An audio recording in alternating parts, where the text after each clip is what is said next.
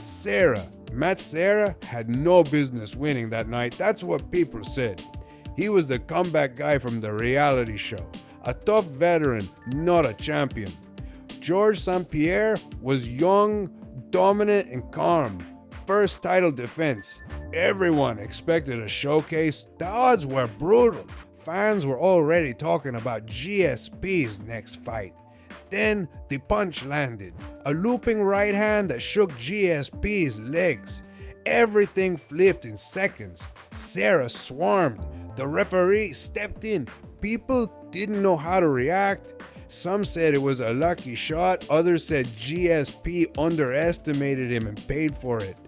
But the belt doesn't care about predictions. Serra walked out as champion. One of the biggest shocks the sport had ever seen. Penn. Matt Hughes was the dominant welterweight champion. Powerful wrestling, brutal ground and pound, and a reputation as one of the UFC's most unstoppable forces. His opponent, Penn, was moving up from lightweight, smaller, less experienced at the weight, and counted out before the fight even began. But Penn didn't care. Early in the first round, he stuffed Hughes' takedowns, landed clean shots, and took his back. Seconds later, he sunk in a rear naked choke. Hughes tapped. The arena erupted. Penn had just shocked the world. A lightweight walked into the welterweight king's cage and choked him out. That night, the prodigy proved that technique and belief could topple size and dominance. Frankie Edgar. Penn was supposed to be too much, too big, too skilled, too complete. Edgar was the smaller guy with endless movement and heart. Nice story, not the favorite. From the start, Frankie wouldn't stand still. In, out, touch, move. He never let BJ set his feet. The rounds piled up. It wasn't dominance, it was disruption. BJ kept stalking. Frankie kept scoring. Scorecards came in. No champion. The arena was split. Some fans said robbery. Others watched it back and went quiet. Either way, the message is clear. Speed, cardio, and belief beat the myth that night. The lightweight division changed. Holly Holm. Ronda Rousey looked untouchable. Quick finishes, movie roles, headlines. People weren't asking if she would win. They were asking how fast. Holly Holm was the boxer. Quiet, respectful, not built for chaos, they said. Bell rings, Holly circles, southpaw jab, left straight, footwork that made Ronda chase. The crowd started to feel it. This wasn't the usual script.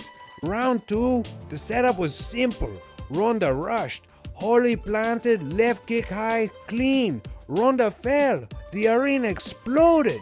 Fans went from shock to silence to arguments online. Some blamed the game plan, some blamed the hype. But the result was simple. Holm didn't steal anything. She took it with skill and patience. Michael Bisping. Bisping was the guy who almost did it for years. Good enough to hang, not good enough to win the big one. That was the label. Then Chris Weidman got hurt. 2 weeks notice. Luke Rockhold, the champion, already beat him once. People laughed. They said Bisping was just happy to be there. First round, short left hook. Rockhold's legs dipped. Bisping swarmed and didn't let him breathe. The ref pulled him off. The reaction flipped fast. Years of doubt turned into respect in one punch. Some fans still tried to call it a fluke. But the belt doesn't do asterisks. He earned it on the biggest night of his life. Juliana Peña, Amanda Nunes was the best. 2 belts. Legends on the resume. Power that scared people. The matchup looked mean on paper. Peña talked like she believed. Most people rolled their eyes. Round 1 looked normal. Nunes landed big. Peña stayed there. She didn't back off. She started jabbing and wouldn't stop. The pace got messy. Round 2, everything flipped. Nunes slowed. Peña dragged her down and wrapped the choke. Tap. Silence. Then chaos. People argued cardio, they argued game plan, they argued everything. But the truth sat right in the middle of the cage.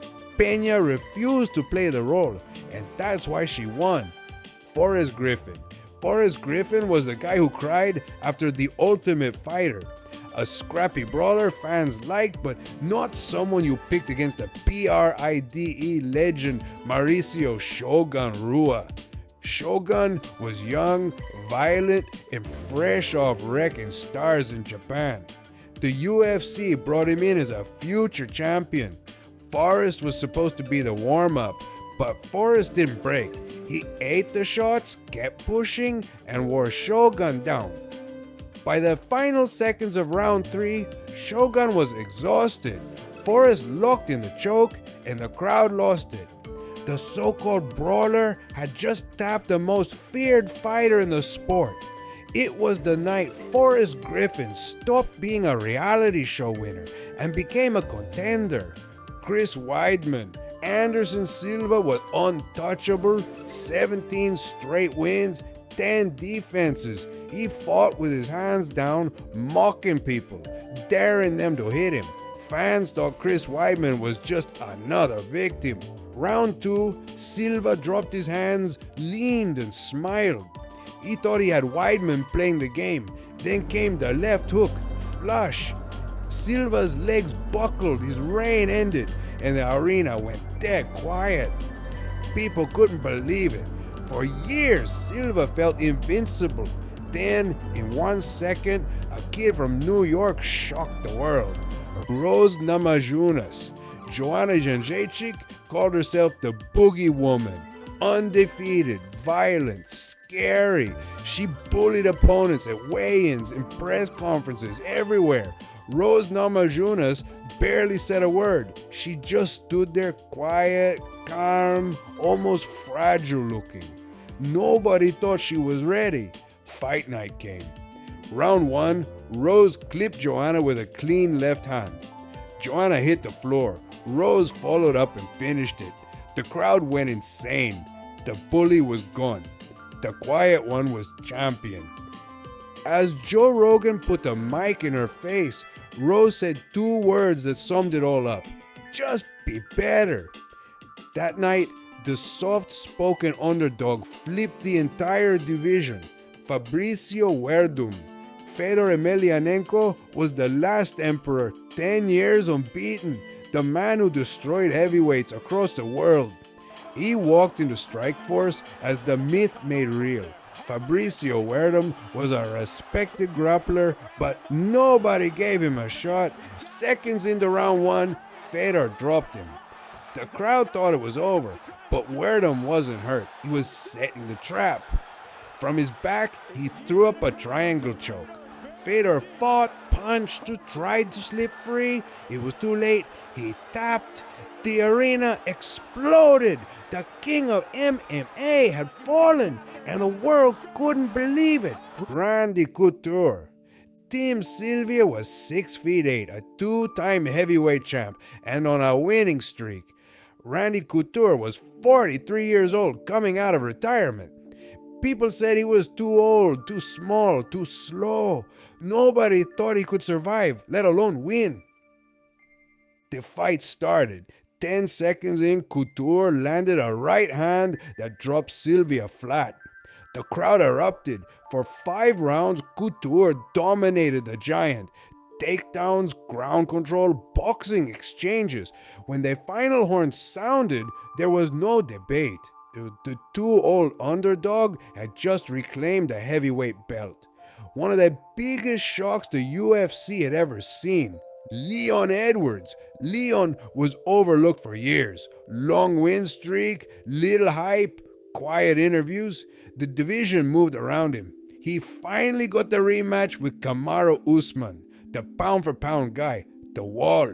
Leon took the first round. But Edwards was getting back up, he grabbed the fence, and Herb took the point. The real story of the night was Usman having a hard time cutting off the ring because of Edwards' kicks, chopping the legs and the body of Usman, and he was starting to show a little...